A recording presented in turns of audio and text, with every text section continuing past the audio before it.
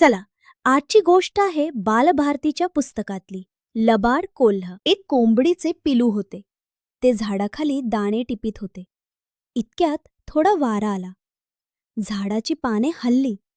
एक पान खाली पडले. ते पडले नेमके पिलाच्या पाठीवर. पिलाने वर पाहिले.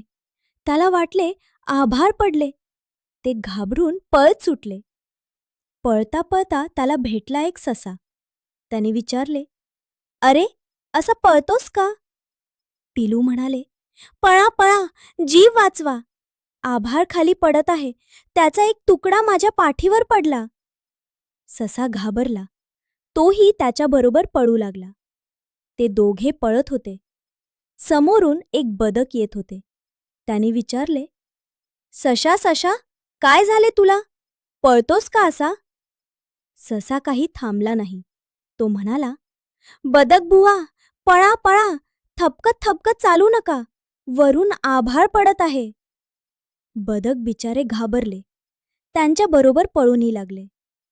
वाटेत एक लांडोर नाचत होती. बदक म्हणाले, "ए नाचरबाई, पुरे कर नाचणे. आभाळ खाली पडत आहे." लांडोर पण घाबरली. तीही लागली पळायला. ते चौघेजण पळत होते. "आभाळ पडले, आभाळ पडले," असे सारखे ओरडत होते.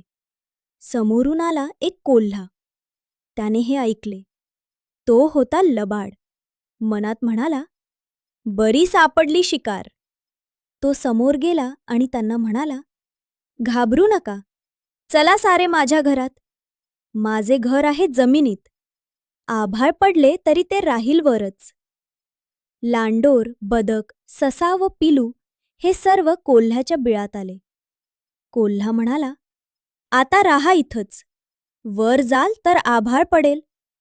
चौघांपैकी कोणीच कधी वर आले नाही. हा धडा आवडला असेल तर व्हिडिओला लाईक करा, शेअर करा आणि जुन्या बालभारतीच्या आणखी आठवणींसाठी आपल्या चॅनलला सबस्क्राईब करा.